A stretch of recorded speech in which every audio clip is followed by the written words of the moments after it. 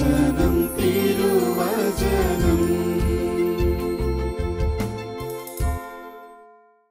ഈശോയിൽ ഏറ്റവും പ്രിയപ്പെട്ടവരെ, ഇന്ന് നാം ചിന്തിക്കുക ജാഗരൂകരായി വർത്തിക്കേണ്ടതിൻ്റെ ആവശ്യകതയെക്കുറിച്ചാണ്.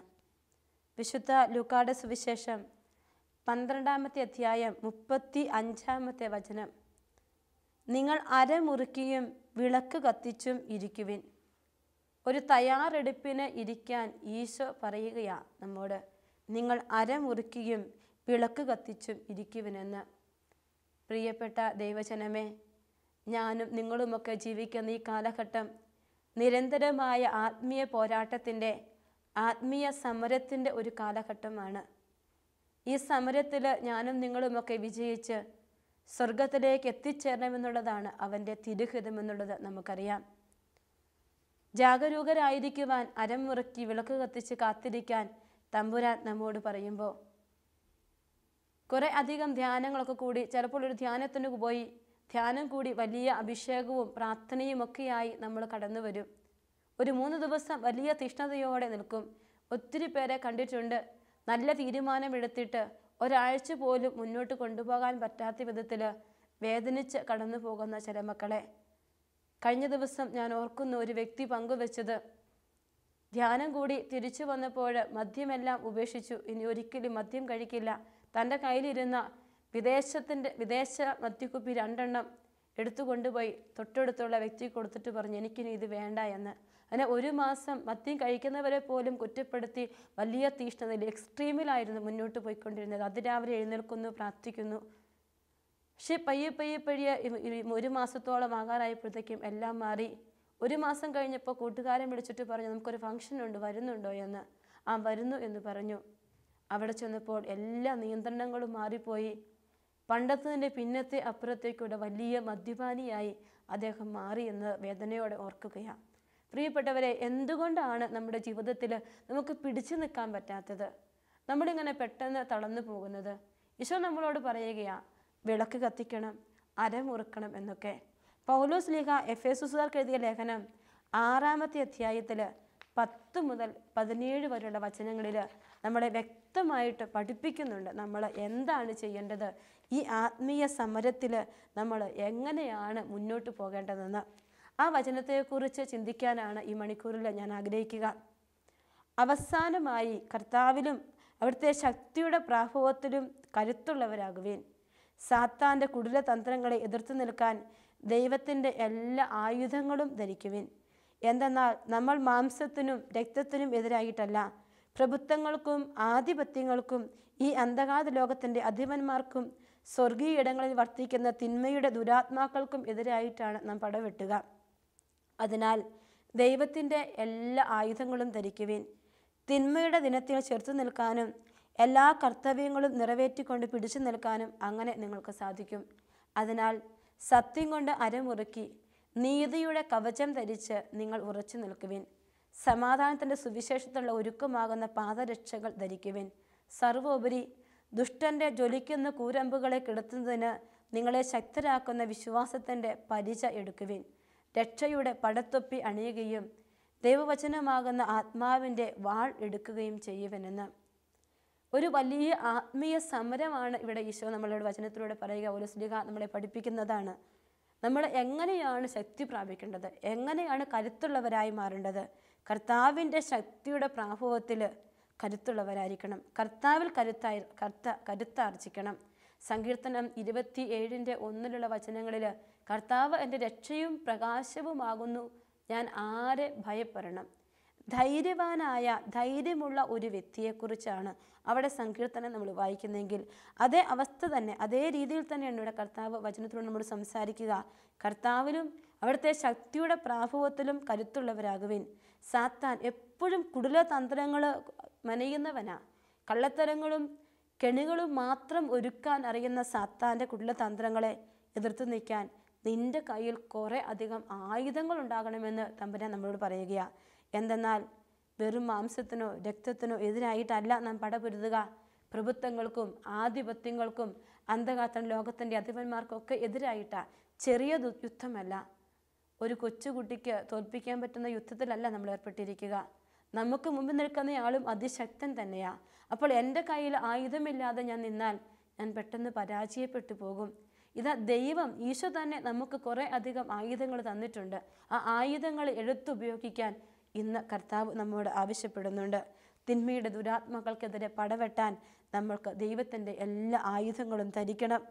കർത്താവിൻ്റെ കർത്തവ്യങ്ങൾ നിറവേറ്റിക്കൊണ്ട് മുന്നോട്ട് പോകാൻ ഈ ആയുധം നമുക്ക് വേണം. അതിന് അവിടുന്ന് പറയുന്ന ആയുധത്തിൽ ഒന്ന് സത്യമാണ്. സത്യം കൊണ്ട് അരമുറുക്കാൻ തമ്പുരാൻ നമ്മോട് ആവശ്യപ്പെടുന്നു. ഒന്നാമത്തെ ആയുധം അതാണ്, സത്യം കൊണ്ട് അരമുറുക്കുക. എന്താണ് സത്യം? യോഹന്നാന്റെ സുവിശേഷം 17-ാമത്തെ അധ്യായം 17-ാമത്തെ വചനത്തിൽ ഈശോ തന്നെ അത് വ്യക്തമായിട്ട് പറയുന്നുണ്ട്. 17-ാമത്തെ അധ്യായം 17-ാമത്തെ വചനത്തിൽ കർത്താവ് പറയുകയാണ്. നമ്മൾ യോഹന്നാന്റെ സുവിശേഷം 17-ന്റെ ഇങ്ങനെ വായിക്കും, അവരെ അങ്ങ് സത്യത്താൽ വിശുദ്ധീകരിക്കണമേ, അവിടുത്തെ വചനമാണ് സത്യം. അവരെ അവിടുന്ന് സത്യത്താൽ വിശുദ്ധീകരിക്കണമേ, അവിടുത്തെ വചനമാണ് സത്യം.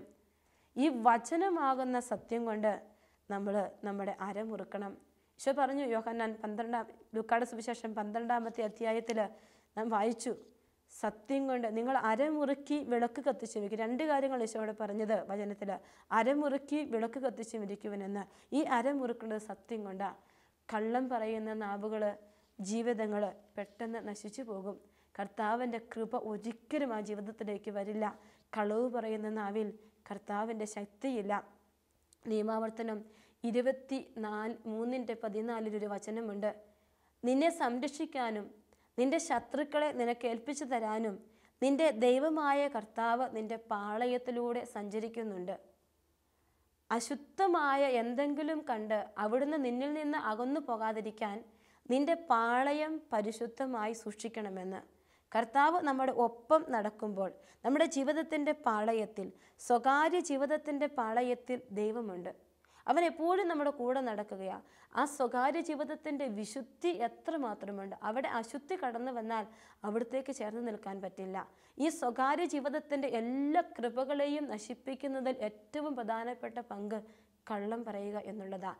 ഒരു കുഞ്ഞു കള്ളം പോലും നമ്മുടെ ജീവിതത്തിൻ്റെ പരിശുദ്ധിയെ നഷ്ടപ്പെടുത്തി കളയും. സത്യം കൊണ്ട് അരമുറുക്കണമെന്ന് ഈശോ പറയുമ്പോൾ അത്രമാത്രം പരിശുദ്ധി നമുക്കുണ്ടാവണം. ഈ നാവ് കൊണ്ടാണല്ലോ നാം കള്ളം പറയുക. കർത്താവെ, എൻ്റെ നാവിനെ വചനം കൊണ്ട് വിശുദ്ധീകരിക്കണം.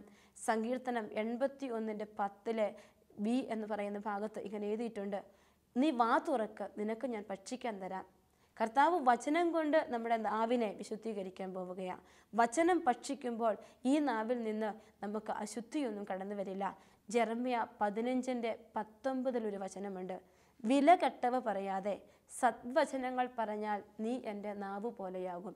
അശുദ്ധിയും അന്ധകാരങ്ങളും ആണ് ഈ അത്തരത്തിൽ നിന്ന് സംസാരിക്കുന്നെങ്കിൽ, ചീത്ത വാക്കുകളാണ് പറയുന്നതെങ്കിൽ, കള്ളം പറയുന്ന വ്യക്തിയാണ് ഞാനെങ്കിൽ, സത്യം പറയുന്നില്ലെങ്കിൽ, സത്യത്തിൻ്റെ ജീവിതത്തിൽ സ്ഥാനമില്ലെങ്കിൽ എനിക്ക് ഒരിക്കലും ഈ ഒരു ആയുധം ധരിക്കാനായിട്ട് പറ്റില്ല. ഈശോ ആത്മീയ സമരത്തിൽ എനിക്ക് ഏറ്റവും മുമ്പ് നിൽക്കേണ്ട ആയുധം സത്യം കൊണ്ട് അരമുറുക്കുക എന്നുള്ളതാണ്. അത് വചനം കൊണ്ട് വേണം എൻ്റെ ജീവിതത്തെ ഞാൻ വിശുദ്ധീകരിക്കാൻ. അപ്പോൾ എൻ്റെ നാവിൽ നിന്ന് ഞാൻ പറയേണ്ടത് എപ്പോഴും വചനമായിരിക്കണം. ഒരിക്കൽ ഒരു പ്രൊഫസർ ഞങ്ങളെ പഠിപ്പിച്ചത് ഓർക്കുന്നുണ്ട്. ഒത്തിരി വചനങ്ങൾ ഇങ്ങനെ കാണാതെ പഠിക്കണം. എന്നിട്ട് അദ്ദേഹം ഒരു ഹൃദയത്തിൻ്റെ പടം വരച്ച് വെച്ചിട്ട് അതിനെ 4 അറകളായിട്ട് തിരിച്ചിട്ട് പറഞ്ഞു, ഓരോ അറയിലും പെട്ടി ഇങ്ങനെ അടുക്കി തുണി വെച്ചിരിക്കുന്നത് പോലെ ഓരോ വചനങ്ങൾ നിങ്ങളിങ്ങനെ അടുക്കി വെക്കണം. അപ്പോൾ എന്തെങ്കിലും ഒരു വേദനയോ ബുദ്ധിമുട്ടോ സങ്കടമോ വിഷമോ പരാജയങ്ങളോ വരുമ്പോൾ ഈ വചനം ഹൃദയത്തിൽ നിന്ന് ഓട്ടോമാറ്റിക്കലി നമ്മുടെ നാവിലേക്ക് വരുമെന്ന് അദ്ദേഹം പറഞ്ഞത് ഇപ്പോഴും ഞാൻ ഓർക്കുകയാണ്. സത്യമാണ്, വചനം ഹൃദയത്തിൻ്റെ അറകളിൽ ഇങ്ങനെ ശേഖരിച്ച് വെക്കണം. ആ വലിയ വചനം നമ്മളെ വിശുദ്ധീകരിക്കും. ആ വചനം നമ്മുടെ ജീവിതത്തെ അനുഗ്രഹിക്കാൻ തുടങ്ങും. അതാണ് ഈശോ നമ്മോട് പറയുക. ആത്മീയ സമരത്തിൽ നമുക്കത് വേണം. യോഹന്നാൻ്റെ സുവിശേഷം 1-ാമത്തെ അധ്യായം 1-ാമത്തെ വചനത്തിൽ ഇങ്ങനെ പറയുന്നുണ്ടല്ലോ, ആദിയിൽ വചനമുണ്ടായിരുന്നു, വചനം ദൈവമായിരുന്നു. നമുക്കറിയാം, നമ്മളത് വായിച്ച് കടന്നു പോയിട്ടുള്ളതാണ്. അപ്പോൾ ഈ വചനം, ഈശോയാകുന്ന വചനം കൊണ്ട് നമ്മെ പൊതിയണം. അങ്ങനെയെങ്കിൽ വചനത്താൽ എന്നെ വിശുദ്ധീകരിക്കണമേ, അങ്ങയുടെ വചനമാണ് സത്യം എന്ന് പറഞ്ഞപ്പോൾ ഈ സത്യം ഈശോ തന്നെയാണ്. അപ്പോൾ നമ്മുടെ നാവിൽ, നമ്മുടെ ജീവിതത്തിൽ, നമ്മുടെ അധരത്തിൽ, നമ്മുടെ വാക്കുകളിലെല്ലാം ഈശോ ജനിക്കണം. ഗലാത്തി 2:20 വചനം പറയും, ഞാൻ ക്രിസ്തുവിനോടുകൂടെ ക്രൂശിതനായിരിക്കുന്നു. ക്രിസ്തു എന്നിൽ ജനിക്കണം, ക്രിസ്തു എന്നിൽ ജീവിക്കണം, ക്രിസ്തു എന്നിൽ മരിക്കണം. അപ്പോൾ ഈശോയാകുന്ന സത്യം കൊണ്ട് എൻ്റെ അരമുറുക്കാനായിട്ട് കർത്താവ് നമ്മോട് ആവശ്യപ്പെടുകയാണ്. രണ്ടാമത്തെ കാര്യം, നീതിയുടെ കവചം ധരിച്ച് നിങ്ങൾ ഉറച്ചു നിൽക്കുവിനെന്ന് വചനം പറയുന്നുണ്ട്. നീതിയുടെ കവചം. നിയമാവർത്തന പുസ്തകം 16-ാമത്തെ അധ്യായം 20-ാമത്തെ വചനം നാം ഇങ്ങനെ വായിക്കും: നിന്റെ ദൈവമായ കർത്താവ് തരുന്ന രാജ്യം കൈവശമാക്കുന്നതിന് വേണ്ടി നീതി മാത്രം പ്രവർത്തിക്കുക. നിന്റെ ദൈവമായ കർത്താവ് തരുന്ന രാജ്യം കൈവശമാക്കുന്നതിന് വേണ്ടി നീതി മാത്രം പ്രവർത്തിക്കണമെന്ന് കർത്താവ് ഉപദേശിക്കുന്നതാണ്. നീതി പാലനമെന്നാണ് വചനഭാഗത്തിൻ്റെ ഹെഡിങ് തന്നെ. നീതി പാലിക്കാൻ ആവശ്യപ്പെടുന്ന ഒരു ദൈവം. അർഹിക്കുന്നത് കൊടുക്കുന്നത് മാത്രമല്ല നീതി, കരുണ കാണിക്കുന്നതും നീതി തന്നെയാണ്. പ്രിയപ്പെട്ടവരെ, ഞാനും നിങ്ങളുമൊക്കെ നീതി മാത്രം പാലിക്കുന്നവരായി മാറുമ്പോൾ, യോനാ പ്രവാചകൻ ചിന്തിച്ചു, കർത്താവ് പറഞ്ഞു അവിടെ പോയി നിനിവയിൽ പോയി പ്രസംഗിക്കാൻ പറഞ്ഞു. പ്രസംഗിച്ചു അവർ മാനസാന്തരപ്പെട്ടപ്പോൾ യോന കർത്താവിനോട് കോപിക്കുകയാണ്. എനിക്കറിയാമായിരുന്നു നീ ഇത് തന്നെ ചെയ്യുമെന്ന്. അവർ ഇത് തെറ്റിട്ട് നീ ശിക്ഷിക്കില്ലെന്ന് എനിക്കറിയാമായിരുന്നു. നീതി പ്രവർത്തിക്കാത്ത കർത്താവിനെ കുറ്റപ്പെടുത്തുന്നതായിട്ട് നമ്മൾ അവിടെ കാണും. ആ നീതിയെ അതിലംഘിക്കുന്ന കർത്താവിൻ്റെ ഒരു കരുണയെക്കുറിച്ച് കാണാൻ അവിടെ യോനാ പ്രവാചകന് പറ്റിയില്ല. പലപ്പോഴും നമ്മളുടെ മനോഭാവം ഈ നീതിയുടെ മനോഭാവമാണ്. അവിടെ നമുക്ക് ഒരു കരുണ കാണിക്കാൻ പറ്റാതെ നീതിയുടെ പരിസരം ചിലപ്പോഴൊക്കെ നമ്മൾ മാറിപ്പോകുന്നുണ്ടോ എന്ന് നമ്മളെക്കുറിച്ച് ചിന്തിക്കാനായിട്ട് ഈശോ നമ്മോട് ആവശ്യപ്പെടുകയാണ്. വീണ്ടും വചനം പറയുന്നുണ്ട്. ലൂക്കായുടെ സുവിശേഷം 9-ാമത്തെ അധ്യായത്തിൽ കർത്താവ് ഇങ്ങനെ പറയും: ലോകത്തിൻ്റെ കാര്യത്തിലൊന്നും നമ്മൾ വ്യഗ്രചിത്തരാകാൻ പാടില്ല. ഈശോയെ അനുഗമിക്കാനായിട്ട് കുറച്ച് പേര് വരും. അപ്പോൾ കർത്താവിനോട് ഒരു യുവാവ് വന്നിട്ട് പറയും, ഞാൻ പോയി എൻ്റെ പിതാവിനെ സംസ്കരിച്ചിട്ട് വരട്ടെ എന്ന്. അപ്പോൾ ഈശോ പറയും, മരിച്ചവർ തങ്ങളുടെ മരിച്ചവരെ സംസ്കരിക്കട്ടെ എന്ന്. ലോകത്തിൻ്റെ വ്യഗ്രതയ്ക്ക് അപ്പുറത്തേക്ക് ദൈവിക കാര്യങ്ങളിൽ വ്യഗ്രത പാലിക്കേണ്ട വ്യക്തിയായി മാറണം നമ്മൾ. ഒന്നാമത്തെ കാര്യം സത്യം കൊണ്ട് അരമുറുക്കണം. രണ്ടാമത്തെ കാര്യം നീതിക്കും മുകളിൽ നിൽക്കുന്ന ഒരു കരുണ പാലിക്കാൻ, നീതി പാലിക്കുന്നൊപ്പം അതിൻ്റെ അപ്പുറത്ത് വിശാലമായ ഭാവമായ കരുണയുടെ രൂപത്തിലേക്കും കൂടെ ഞാനും നിങ്ങളും മാറണം. മൂന്നാമത്തെ തമ്പുരാൻ നമ്മോട് പറയുന്നുണ്ട്, ലോകത്തിൻ്റെ വ്യഗ്രതകളെയൊക്കെ എടുത്തു മാറ്റാനായിട്ട് സമാധാന സുവിശേഷത്തിനുള്ള ഒരുക്കമാകുന്ന പാദരക്ഷകൾ അണിയണം. സമാധാനം കൊടുക്കുന്ന വ്യക്തികളായിട്ട് നമ്മൾ മാറണം. ഈശോയെ കൊടുക്കുന്ന വ്യക്തികളായി നമ്മൾ മാറണം. നമ്മുടെ ജീവിതത്തിൽ ഈശോയുടെ കൃപ നിറഞ്ഞവരായി നമ്മൾ മാറണം. നീതി പ്രവർത്തിക്കുന്ന വ്യക്തി സ്വർഗരാജ്യത്തിൽ പ്രവേശിക്കുമെന്ന് നമുക്കറിയാം. ഒപ്പം സമാധാനം കൊടുക്കുന്ന വ്യക്തികൾ ദൈവപുത്രന്മാരെന്ന് വിളിക്കപ്പെടുമെന്ന് വചനം എഴുതി വച്ചിട്ടുണ്ട്. മത്തായിയുടെ സുവിശേഷം 5-ാമത്തെ അധ്യായത്തിൽ അഷ്ടഭാഗ്യങ്ങൾ വായിച്ചു കടന്നു വരുമ്പോൾ, സമാധാനം സ്ഥാപിക്കുന്നവർ ഭാഗ്യവാന്മാർ, എന്തെന്നാൽ അവർ ദൈവപുത്രന്മാരെന്ന് വിളിക്കപ്പെടും. അപ്പോൾ എൻ്റെ ജീവിതത്തിലേക്ക് സത്യം കടന്നു വന്ന് എൻ്റെ ജീവിതത്തിൽ നീതി ഞാൻ പാലിച്ചു തുടങ്ങുമ്പോൾ എനിക്ക് കിട്ടുന്നൊരു സ്ഥാനമാണ് ദൈവപുത്ര സ്ഥാനം. ദൈവപുത്രനായ എന്നെ, ദൈവത്തിൻ്റെ സ്വന്തം മകളായ എന്നെ ദൈവം എൻ്റെ കൂടെ നിൽക്കുന്നെങ്കിൽ എന്നെ ഒരു അന്ധകാല ശക്തിക്കും പരാജയപ്പെടുത്താൻ പറ്റില്ല എന്നാണ് ഈ വചനത്തിലെ കർത്താവ് നമ്മളെ പഠിപ്പിച്ചു തരിക. ദുഷ്ടൻ്റെ ജ്വലിക്കുന്ന കൂരമ്പുകളെ കിടത്തുന്നത് നിങ്ങളെ ശക്തരാക്കുന്ന വിശ്വാസത്തിൻ്റെ പരിച എടുക്കുക എന്ന് വചനം പറയുന്നുണ്ട്. ഹെബ്രായർക്കുള്ള ലേഖനം 11-ാമത്തെ അധ്യായത്തിൽ 1 മുതലുള്ള വചനങ്ങൾ നമ്മൾ വായിക്കുമ്പോൾ നമുക്ക് മനസ്സിലാക്കാനായിട്ട് പറ്റും എന്താണ് വിശ്വാസമെന്ന്. വിശ്വാസം എന്നത് പ്രത്യാശിക്കുന്നവ ലഭിക്കുമെന്ന ഉറപ്പും കാണപ്പെടാത്തത് ഉണ്ട് എന്ന ബോധ്യവുമാണ് ഈ ഒരു വിശ്വാസം. ഇത് ദൈവം നമുക്ക് തരുന്നതാണ്. പക്ഷെ നമ്മളിൽ പലരും തലച്ചോറ് കൊണ്ട് വിശ്വസിക്കുന്ന വ്യക്തിയാണ്. ദൈവം നമ്മുടെ ജീവിതത്തിൽ നിന്ന് ഒരു കാര്യം ആവശ്യപ്പെടുകയാണ്. അബ്രാഹത്തോട് ദൈവം പോകാൻ പറയുമ്പോൾ എല്ലാം വിട്ട് ഒന്നുമില്ലാതെ കണ്ണടച്ച് ദൈവത്തെ അനുഗമിച്ച ഒരബ്രാഹത്തെ നമ്മൾ പൂർവ്വപിതാവായ അബ്രാഹത്തെ കണ്ടെത്തുന്നത് പോലെ, നീ ഗർഭം ധരിച്ചൊരു പുത്രനെ പ്രസവിക്കുന്ന ദൈവദൂതൻ വന്ന് പരിശുദ്ധ അമ്മയോട് പറയുമ്പോൾ, ഇതാ കർത്താവിൻ്റെ ദാസി എന്ന് പറഞ്ഞ് അമ്മ അവരുടെ മുമ്പിൽ കീഴടങ്ങുമ്പോൾ ഒരു വലിയ വിശ്വാസത്തിൻ്റെ പാദം നാം കാണും. തലച്ചോറ് കൊണ്ടുള്ള ബുദ്ധിയിലുള്ള വിശ്വാസമല്ല അത്, മറിച്ച് ഹൃദയത്തിൻ്റെ ആഴത്തിൽ നിന്ന് വരുന്ന ഒരു ദൈവിക വിശ്വാസമുണ്ട്. ആ ഒരു വിശ്വാസമാണ് ഈ കാലഘട്ടത്തിൽ നമുക്ക് വേണ്ടത്. നമ്മൾ വിശ്വാസത്തെ ചോദ്യം ചെയ്യുന്ന ഒരു കാലഘട്ടത്തിലാണ് നമ്മൾ ജീവിക്കുന്നത്. തമ്പുരാൻ്റെ മുമ്പിൽ കണ്ണടച്ച് വിശ്വസിക്കാൻ, അവന് വേണ്ടി എന്തും ചെയ്യാൻ എനിക്കും നിങ്ങൾക്കും പറ്റുന്ന ഒരു വിശ്വാസത്തിൻ്റെ ആഴം, ഒരു ടോട്ടൽ സറണ്ടർ നമ്മുടെ ജീവിതത്തിൽ സംഭവിക്കണം, ഹൃദയത്തിൽ സംഭവിക്കണം. ബുദ്ധിയിലല്ല ചിന്തിക്കേണ്ടത്. കർത്താവ് നമ്മുടെ ജീവിതത്തിലേക്ക് കടന്നു വരുമ്പോൾ ആ ജീവിതത്തിൽ ഒത്തിരി കാര്യങ്ങൾ വിട്ടുകൊടുക്കേണ്ടി വരും. ചിലപ്പോൾ വിശ്വാസത്തിന് വേണ്ടി പല കാര്യങ്ങളും നമ്മൾ മാറ്റിവെക്കേണ്ടി വരും. അവിടെ ഒരു ടോട്ടൽ സറണ്ടർ നടത്താൻ എനിക്കും നിങ്ങൾക്കും പറ്റിയാൽ ഞാനും നിങ്ങളുമൊക്കെ ഈ വിശ്വാസത്തിൻ്റെ പരിച എടുത്തു കഴിഞ്ഞുവെന്ന് നമുക്ക് വ്യക്തമായി ഉറപ്പിക്കാം. ഈ വിശ്വാസത്തിൻ്റെ പരിച നമ്മുടെ കൂടെയുള്ളപ്പോൾ നമുക്ക് കാലിടറുകയില്ല. ആരും നമ്മളെ പരാജയപ്പെടുത്തുകയില്ല. നമ്മുടെ ജീവിതത്തിൽ ഒത്തിരി അനുഗ്രഹങ്ങൾ നമുക്ക് തരാനായിട്ട് കർത്താവ് ഇടയാക്കും. വീണ്ടും നമ്മൾ വചനത്തിൽ കാണും. യോഹന്നാൻ്റെ സുവിശേഷം 21-ാമത്തെ അധ്യായം 19-ാമത്തെ വചനം നാം ഇങ്ങനെ വായിക്കും. ഇത് അവൻ പറഞ്ഞത് ഏത് വിധമുള്ള മരണത്താൽ പത്രോസ് ദൈവത്തെ മഹത്വപ്പെടുത്തുമെന്ന് സൂചിപ്പിക്കാനാണ്. അതിനുശേഷം യേശു അവനോട് എന്നെ അനുഗമിക്കുക എന്ന് പറഞ്ഞു. നമുക്കറിയാം യോഹന്നാന്റെ സുവിശേഷം 21-ാമത്തെ അധ്യായം 15 മുതലുള്ള വചനങ്ങളിൽ ഈശോ ഒരുപാട് തവണ പത്രോസിനോട് സ്നേഹത്തെക്കുറിച്ച് ചോദിക്കുകയാണ്. നീ എന്നെ സ്നേഹിക്കുന്നു, നീ എന്നെ സ്നേഹിക്കുന്നു, നീ എന്നെ സ്നേഹിക്കുന്നു. 3 തവണ ഈശോ ഇങ്ങനെ പത്രോസിനോട് ചോദിച്ചപ്പോൾ ഒത്തിരി ദുഃഖിതനായി. എന്നിട്ട് പറഞ്ഞു, കർത്താവേ, നീ എല്ലാം അറിയുന്നു, ഞാൻ നിന്നെ സ്നേഹിക്കുന്നത് നീ അറിയുന്നു. അപ്പോൾ ഈശോ അവനോട് ഒരു കണ്ടീഷൻ പറയുന്നുണ്ട്. 21:18 സത്യം സത്യമായി ഞാൻ നിന്നോട് പറയുന്നു, ചെറുപ്പമായിരുന്നപ്പോൾ നീ സ്വയം അരമുറുക്കുകയും ഇഷ്ടമുള്ളിടത്തേക്ക് പോവുകയും ചെയ്തിരുന്നു. എന്നാൽ പ്രായമാകുമ്പോൾ നീ നിന്റെ കൈകൾ നീട്ടുകയും മറ്റൊരുവൻ നിന്റെ അരമുറുക്കുകയും നീ ആഗ്രഹിക്കാത്തിടത്തേക്ക് നിന്നെ കൊണ്ടുപോവുകയും ചെയ്യും. ഒരു ആത്മീയ സമരത്തിൽ വ്യാപരിച്ചു കൊണ്ടിരിക്കുന്ന ഒരു ക്രൈസ്തവൻ്റെ ജീവിതത്തിൽ ഇന്ന് സംഭവിക്കേണ്ട ഒരു യാഥാർത്ഥ്യം അതാണ്. നാം നമ്മുടെ ഇഷ്ടങ്ങളെ ഒക്കെ മാറ്റിവെച്ച് ദൈവം നമ്മുടെ അരമുറുക്കാൻ അനുവദിക്കണം. പരിശുദ്ധാത്മാവ് നമ്മുടെ ജീവിതത്തിൻ്റെ ഗതിയെ നിയന്ത്രിക്കാൻ നമ്മൾ അനുവദിക്കണം. നമുക്കിഷ്ടമില്ലാത്ത വഴികളിലേക്ക് യാത്ര ചെയ്യാൻ ദൈവം ആവശ്യപ്പെടുമ്പോൾ ആ വഴിയെ സഞ്ചരിക്കാൻ ഒരു വ്യക്തിക്ക് പറ്റുമ്പോൾ അവൻ ആത്മീയ സമരത്തിൻ്റെ പാതയിൽ തന്നെയാണ്. അവൻ വ്യതിചലിച്ചിട്ടില്ല എന്ന് നമ്മെ പഠിപ്പിക്കുകയാണ്. ദൈവം അരമുറുക്കാൻ ദൈവത്തിന് നമ്മളെ തന്നെ വിട്ടുകൊടുക്കുന്ന ഒരവസ്ഥ. വീണ്ടും നമ്മൾ വചനത്തിൽ കാണും, സുവിശേഷത്തിൻ്റെ പാദരക്ഷ എടുക്കാനായിട്ട്.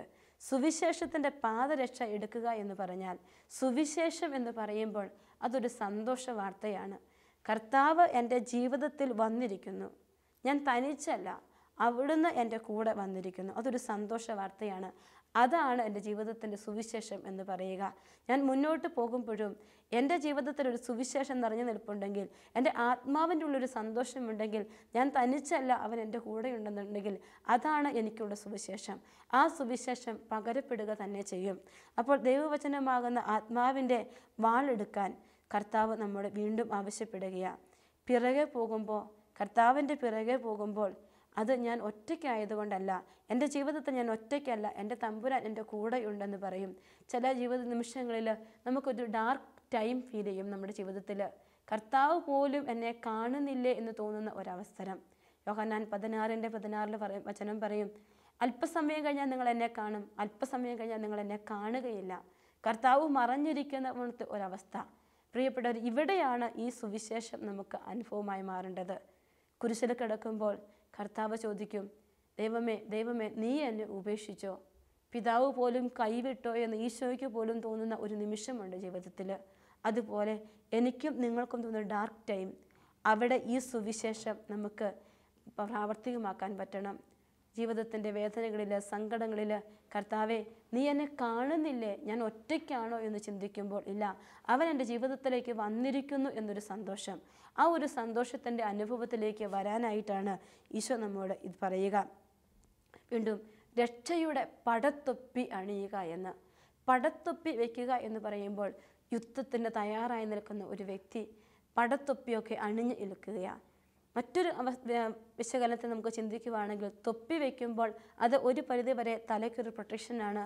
മറ്റൊന്ന് ഒരു അധികാരത്തിൻ്റെ, അംഗീകാരത്തിൻ്റെ, ഒരു ഉയർച്ചയുടെയൊക്കെ അടയാളം കൂടിയാണ്. അപ്പോൾ നമ്മുടെ ജീവിതത്തിൽ രക്ഷ, എൻ്റെ ഈശോ കുരിശിൽ തന്ന രക്ഷ, അത് എൻ്റെ ശിരസ്സിൽ അണിയാൻ എനിക്ക് പറ്റണം. ഞാൻ പരിശുദ്ധാത്മാവിൻ്റെ പടത്തൊപ്പിയാണ് എൻ്റെ ജീവിതത്തിൽ അണിയേണ്ടത്. പരിശുദ്ധാത്മാവിൻ്റെ പടത്തൊപ്പി എൻ്റെ ജീവിതത്തിൽ ഞാൻ അണിയുമ്പോൾ എനിക്ക് രക്ഷ കിട്ടും. വലിയ അർപ്പണത്തിലൂടെ രക്ഷ എൻ്റെ ജീവിതത്തിലേക്ക് എത്തിക്കഴിഞ്ഞെന്ന് എനിക്കറിയാം. ഈ പരിശുദ്ധാത്മാവിൻ്റെ പടത്തൊപ്പി എൻ്റെ ജീവിതത്തിലേക്ക് ഞാൻ സ്വീകരിക്കണമെങ്കിൽ പരിശുദ്ധാത്മാവിൻ്റെ വലിയ ശക്തി എൻ്റെ കൂടെ ഉണ്ടാവണം. ആത്മാവിൻ്റെ ശക്തി, പരിശുദ്ധാത്മാവ് സത്യത്തിൻ്റെ പൂർണ്ണതയിലേക്ക് എന്നെ നയിക്കും. ഈ പറഞ്ഞ എല്ലാ കാര്യങ്ങളും സത്യം കൊണ്ട് അരമുറുക്കാൻ, നീതിയുടെ കവചം ധരിക്കാൻ, സമാധാന സുവിശേഷത്തിൻ്റെ ഒരുക്കമാകുന്ന പാദരക്ഷകൾ എടുക്കാൻ, വിശ്വാസത്തിൻ്റെ പരിചയം അണിയാൻ, രക്ഷയുടെ പടത്തൊപ്പി അണിയാൻ ദൈവവചനമാകുന്ന ആത്മാവിൻ്റെ വാൾ എടുക്കാൻ, ഇതിൻ്റെ എല്ലാം പൂർണ്ണതയിലേക്ക് എന്നെ നയിക്കുന്ന ഏക വ്യക്തി എന്ന് പറയുക പരിശുദ്ധാത്മാവ. ആ പരിശുദ്ധാത്മാവിനെയാണ് എനിക്ക് വേണ്ടത്. യോഹന്നാന്റെ സുവിശേഷം 16-ാമത്തെ അധ്യായത്തിൽ 13 മുതലുള്ള വചനങ്ങളിൽ നമ്മൾ ഇങ്ങനെ കാണും: സത്യാത്മാവ് വരുമ്പോൾ നിങ്ങളെ സത്യത്തിൻ്റെ പൂർണ്ണതയിലേക്ക് നയിക്കും. അവൻ സ്വമേധയെ ആയിരിക്കില്ല സംസാരിക്കുക, അവർ കേൾക്കുന്നത് മാത്രം പൂർത്തിയാക്കും. വരാനിരിക്കുന്ന കാര്യങ്ങൾ അവൻ നിങ്ങളെ അറിയിക്കും. പരിശുദ്ധാത്മാവ് എല്ലാ കാര്യങ്ങളിലും പൂർണ്ണത തരുന്ന വ്യക്തിയാണ്. ഒരിക്കലും ഈ സമരത്തിൽ നമ്മളെ തോറ്റുപോകാൻ അനുവദിക്കില്ല പരിശുദ്ധാത്മാവ്. ഈ പരിശുദ്ധാത്മാവിൻ്റെ പടത്തൊപ്പി ശിരസിൽ എടുത്തു വെക്കുമ്പോൾ നമ്മുടെ ജീവിതത്തിലേക്ക് ഈ ഒരു കൃപയുടെ നീർച്ചാൽ ഒഴുകാൻ തുടങ്ങും. ആത്മാവിൻ്റെ വലിയ ശക്തി ഉണ്ടാകും. സത്യത്തിൻ്റെ പുനതിലേക്ക് നമ്മളെ നയിക്കാൻ പറ്റും. ലൂക്കായുടെ സുവിശേഷം 22-ാമത്തെ അധ്യായം 54-ാമത്തെ വചനം നമ്മൾ വായിക്കുമ്പോൾ നമ്മളൊരു കാര്യം കാണും. അകലെയായിട്ട് അനുഗമിക്കുന്ന ഒരു പത്രോസിനെ കുറിച്ച് നമ്മൾ ആ വചനത്തിൽ വായിക്കുമ്പോൾ കണ്ടുമുട്ടും. കുരിശിൻ ചുവട്ടിൽ നിന്ന് മാറി സഞ്ചരിച്ച ഒരു പത്രോസ്. ഈ കുരിശിൻ ചുവട്ടിൽ നിന്ന് മാറി സഞ്ചരിച്ച പത്രോസിൻ്റെ ജീവിതത്തിലേക്ക് പന്തക്കുസ്ത ദിനത്തിൽ പരിശുദ്ധാത്മാവിൻ്റെ തീനാളം കടന്നു വന്നപ്പോൾ അവൻ കുരിശിൽ തലകീഴായി മരിക്കുന്ന അഭിഷേകത്തിലേക്ക് കടന്നു വന്നു. ഈ ആത്മീയ സമരത്തിൽ എല്ലാ അന്ധകാര ശക്തികൾക്കും എതിരെ പടവെട്ടി ജീവിതത്തെ മുന്നോട്ട് നയിക്കാൻ, കർത്താവിന് വേണ്ടി ജീവിക്കാനുള്ള വലിയ ഒരു അഭിഷേകം ഈ പത്രോസിന് പരിശുദ്ധാത്മാവ് കൊടുത്തു. അവൻ്റെ ശിരസിൽ ആത്മാവിൻ്റെ പടത്തൊപ്പിയാകുന്ന തീനാളം ദൈവം വെച്ചു കൊടുത്തെങ്കിൽ പ്രിയപ്പെട്ടവരെ, നമ്മുടെ ജീവിതത്തിൻ്റെ ആത്മീയ സമരത്തിൽ ഈ പരിശുദ്ധാത്മാവിൻ്റെ പടത്തൊപ്പി ശിരസിൽ വയ്ക്കാൻ നമുക്ക് ആഗ്രഹിക്കാം. അതിനുവേണ്ടി പ്രാർത്ഥിക്കാം. ഈ ആത്മീയ സമരത്തെ നമ്മെ സഹായിക്കുന്ന ഏക വ്യക്തി ഈ പരിശുദ്ധാത്മാവാകുന്ന ശക്തിയാണ്. ഈ പരിശുദ്ധാത്മാവുന്ന ശക്തിയെ ചേർത്ത് പിടിച്ചുകൊണ്ട് സത്യത്തിന് വേണ്ടി ജീവിക്കാൻ, നീതിക്ക് വേണ്ടി ജീവിക്കാൻ, സുവിശേഷത്തിന് വേണ്ടി ഓടുവാൻ, പാദങ്ങളിൽ ചിറക് വെച്ചവരും ഹൃദയത്തിൽ അഗ്നിയുള്ളവരുമായി മാറുവാൻ നമുക്ക് പറ്റണം. ഈ കാലഘട്ടത്തിൽ അങ്ങനെ അഗ്നിയുടെ മധ്യത്തിൽ നിൽക്കുന്ന ദാനിയേലിനെയും കൂട്ടരെയും പോലെ ഞാനും നിങ്ങളും ജീവിക്കുമ്പോൾ ലോകം മുഴുവൻ ദൈവത്തെ അറിയാൻ തുടങ്ങും. ലോകം മുഴുവൻ ദൈവത്തിൻ്റെ പാതയിൽ സഞ്ചരിക്കാൻ തുടങ്ങും. ലോകം മുഴുവൻ കർത്താവായ യേശുവിനെ സത്യദൈവമായി അംഗീകരിച്ച് ആരാധിക്കും. അതിനു വേണ്ടിയാണ് പ്രാർത്ഥിക്കേണ്ടത്. ഈ ആത്മീയ സമരത്തിൽ ഞാനും നിങ്ങളും പരാജയപ്പെട്ടു പോകരുത്. കുരിശിലർപ്പിക്കപ്പെട്ട രക്ഷയുടെ വലിയ അനുഗ്രഹം എനിക്കും നിങ്ങൾക്കും സ്വന്തമാക്കാൻ സഹായകനായ പരിശുദ്ധാത്മാവും കുരിശിൻ്റെ ചുട്ടിൽ നിന്ന് പരിശുദ്ധ അമ്മയും നമ്മളെ സഹായിക്കണം. ആ അമ്മയോടും പരിശുദ്ധാത്മാവിനോടും പ്രാർത്ഥിച്ചുകൊണ്ട് ഈ ജീവിതയാത്രയെ നമുക്ക് മുന്നോട്ട് കൊണ്ടുപോകാം. അതിനുള്ള കൃപയ്ക്ക് വേണ്ടി നമുക്ക് പ്രാർത്ഥിക്കാം. കർത്താവെ, ഞാനും അങ്ങയുടെ സന്നിധിയിൽ നിൽക്കുമ്പോൾ ജീവിതത്തിൻ്റെ പാതകളിൽ മുന്നോട്ട് പോകാൻ പറ്റാതെ പലപ്പോഴും തളർന്നു പോവുകയാണ്. ആത്മീയ മേഖലയിൽ ക്ഷയിച്ചു പോകുന്ന അവസ്ഥകളുണ്ട്. പ്രാർത്ഥന സ്ഥിരതയോടെ നിൽക്കാൻ പറ്റുന്നില്ല. വചനങ്ങൾ വായിക്കാൻ പറ്റുന്നില്ല. കർത്താവെ, അങ്ങ് എൻ്റെ അടുക്കൽ വരണം. ഈ ആത്മീയ സമരത്തിൽ കുരിശിൽ അങ്ങ് നേടിത്തന്ന രക്ഷയുടെ വലിയ പടത്തൊപ്പി, പരിശുദ്ധാത്മാവിൻ്റെ വലിയ അഭിഷേകത്തിൻ്റെ തീക്കാറ്റ് എൻ്റെ ശിരസിലേക്ക് വെച്ച് ഈ ആത്മീയ സമരത്തിൽ മുന്നോട്ട് പോകാൻ അങ്ങ് എന്നെ അനുഗ്രഹിക്കണം. അങ്ങ് എൻ്റെ ജീവിതത്തിൻ്റെ അരമുറുക്കാൻ എന്നെ ഞാൻ അങ്ങേക്ക് തരികയാണ്. അങ്ങ് എന്നെ ഏറ്റെടുത്ത് അനുഗ്രഹിച്ച സ്നേഹത്തിൻ്റെ വഴികളിലൂടെ നടക്കാൻ അനുവദിക്കണമേ എന്ന് പ്രാർത്ഥിക്കുന്നു. എല്ലാ സ്തുതിയും ആരാധനയും മഹത്വവും അങ്ങേക്ക്. അങ്ങയുടെ സന്നിധിയിൽ ഒരിക്കൽ കൂടി എന്നെ സമർപ്പിച്ചുകൊണ്ട് പ്രാർത്ഥിക്കുന്നു. നിത്യം പിതാവും പുത്രനും പരിശുദ്ധാത്മാവുമായ സർവേശ്വര, ആമേൻ.